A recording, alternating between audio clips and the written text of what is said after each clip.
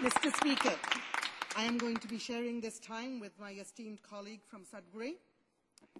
Mr. Speaker, the primary role of Canada's retirement income system is to provide older Canadians with adequate and stable income in retirement.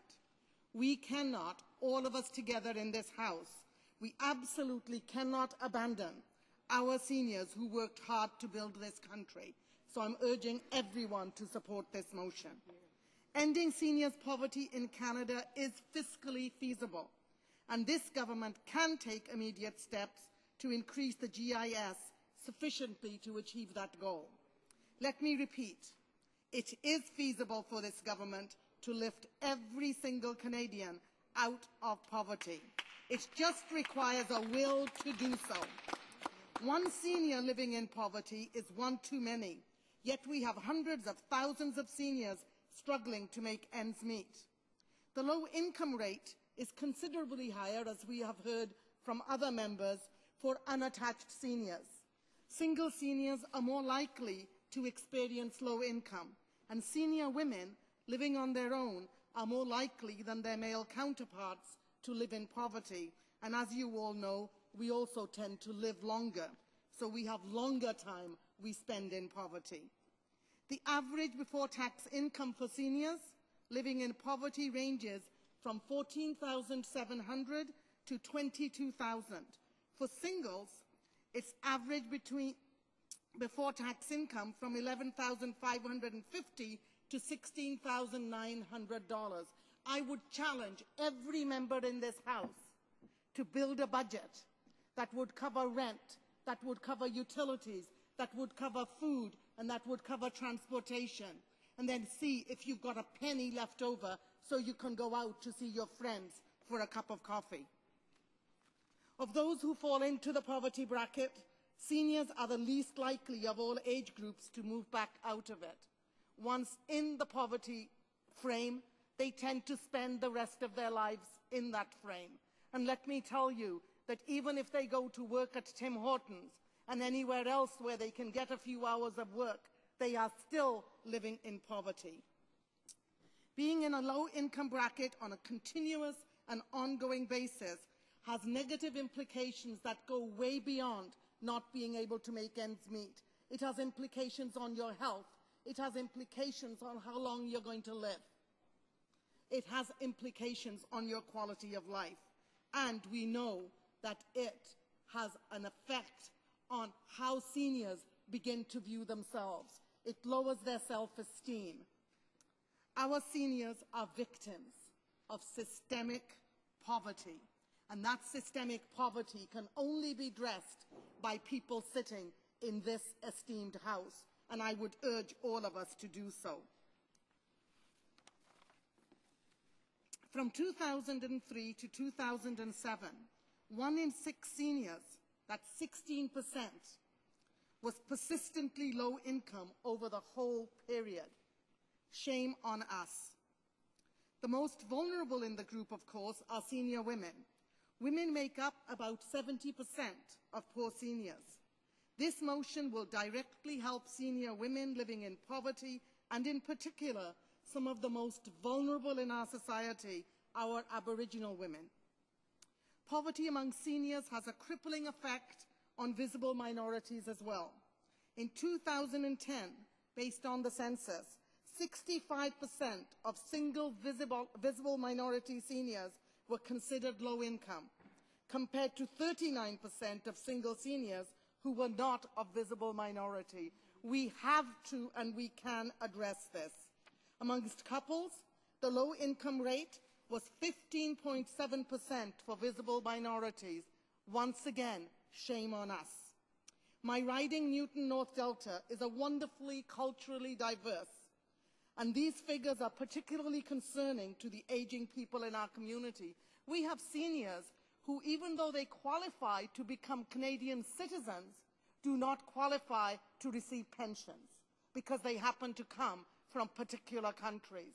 And those seniors are living well below the poverty line, totally dependent on their children.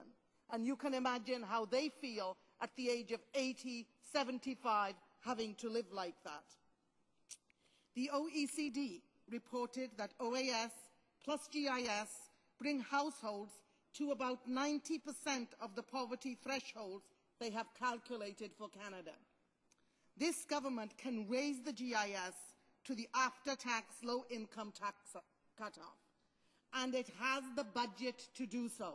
It just needs the will. Colleagues sitting across this room, I urge you as you go to sleep tonight, you find the will to do so. The budget provides for a federal policy framework for the aerospace industry, billions of dollars, but not a comprehensive approach to poverty. Even the increase to the guaranteed income supplement is only $50 to $70 extra a month for our poorest seniors. It's just not enough. Activity limitations are amongst the most important factors affecting a person's quality of life and the possibility of their full participation into our society. Independence, we all value our independence, is an important concern for citizens. It implies the ability to perform daily activities for oneself. Research has shown a strong positive relationship between self-perceived health and the potential to carry out daily activities without limitation or dependence on others. And when I'm talking about dependency and independence, I'm talking about financial independence as well, because financial dependence can be just as crippling as physical dependence on someone else.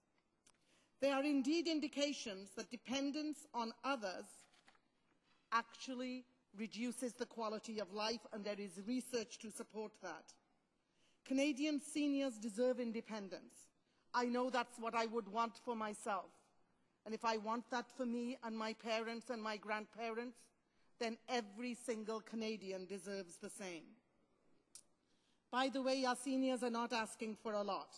Countless times as I canvassed door to door, I heard seniors tell me their heart-rending stories. And for some of them, actually one of them said to me, you know, all I want to be able to do is to pay my bills and just have a little bit left over so I can just buy a small gift for my grandson. That story made me cry, and I thought, what a state we have forced our citizens, senior citizens, into.